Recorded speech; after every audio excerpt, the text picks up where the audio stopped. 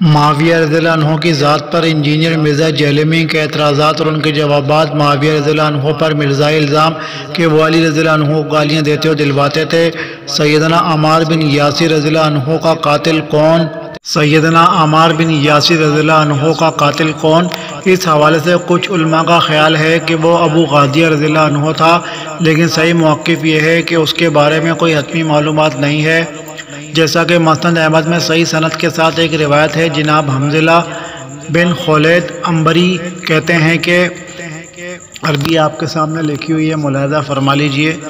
میں سیدنا معاویہ رضی اللہ عنہ کے پاس موجود تھا جب دو بندے جھگڑا کرتے ہوئے سیدنا معاویہ رضی اللہ عنہ کے پاس آئے۔ دونوں میں سے ہر ایک کا دعویٰ یہ تھا کہ میں نے سیدنا عمار رضی اللہ عنہ کو شہید کیا ہے۔ مسند احمد 6568 وفی نسخہ 6929 مذکورہ روایت پر غور کیا جائے تو 3 صورتیں ہیں۔ وکیل صحابہ ابو یحییٰ حفظہ اللہ صاحب لکھتے ہیں اب 2 صورتیں ہو سکتی ہیں، ایک ان دونوں میں سے ایک سیدنا ابو الغادیہ رضی اللہ عنہ ہوں گے، 2 یہ دونوں دعوے دار کوئی اور ہوں گے۔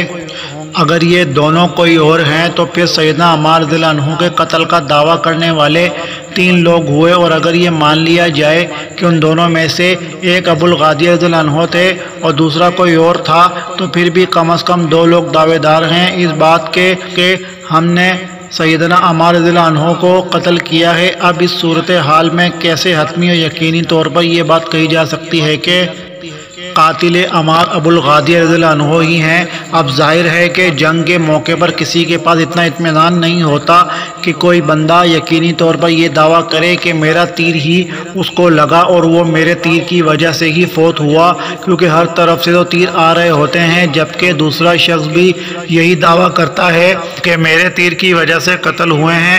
اب 3 یا کم از کم 2 بندے دعوے دار ہیں، ان میں سے آپ کسی ایک کے بارے میں یقینی اور حتمی طور پر کیسے کہہ سکتے ہیں کہ وہی قاتل ہے؟ ہم اس صحیح حدیث کی وجہ سے اس بات کو نہیں مانتے کہ سیدنا ابو الغادیہ رضی اللہ عنہ ہی یقینی اور حتمی طور پر قاتل سیدنا عمار رضی اللہ عنہ ہیں۔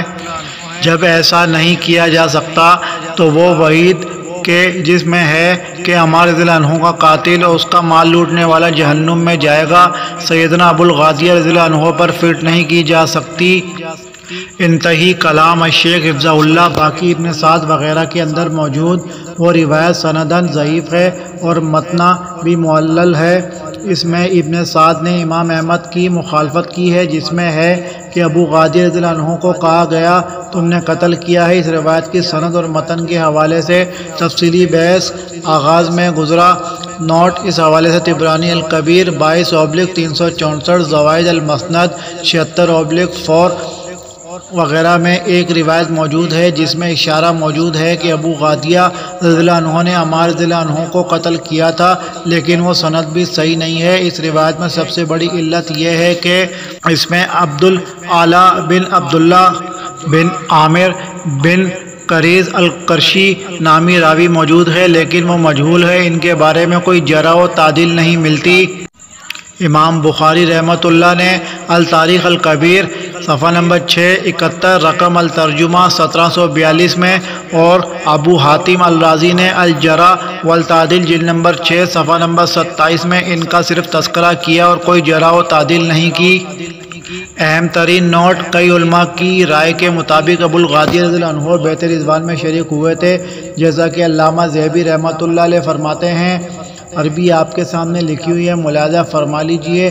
جلد نمبر 2 صفحہ نمبر 544 عرب کے بڑے افراد میں سے تھے، اہل شام کے گھڑ سواروں میں سے تھے۔ کہا گیا کہ وہ صلح حدیبیہ میں شریک ہوئے تھے اور اس سے مروی کئی مسند احادیث ہیں۔ صلح حدیبیہ کے شرکاء کے لیے رب کا قرآن میں فیصلہ ہے، لقد رضی اللہ عن المؤمنین اذ یبایعونک تحت الشجرۃ فعلم ما فی قلوبہم فانزل السکینۃ علیہم واصابہم فتحا قریبا۔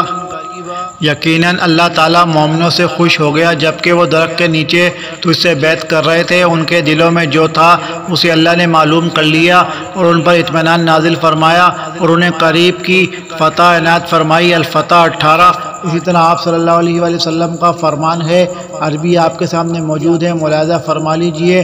جابر بن عبداللہ رضی اللہ عنہ فرماتے ہیں کہ مجھے ام مبشر رضی اللہ عنہا نے خبر دی کہ انہوں نے رسول اللہ صلی اللہ علیہ وآلہ وسلم کو حضرت حفصہ رضی اللہ عنہا کے ہاں یہ فرماتے ہوئے سنا، انشاءاللہ اصحاب شجرہ درخت والوں میں سے کوئی ایک بھی جس نے اس کے نیچے بیعت کی تھی جہنم میں داخل نہ ہوگا۔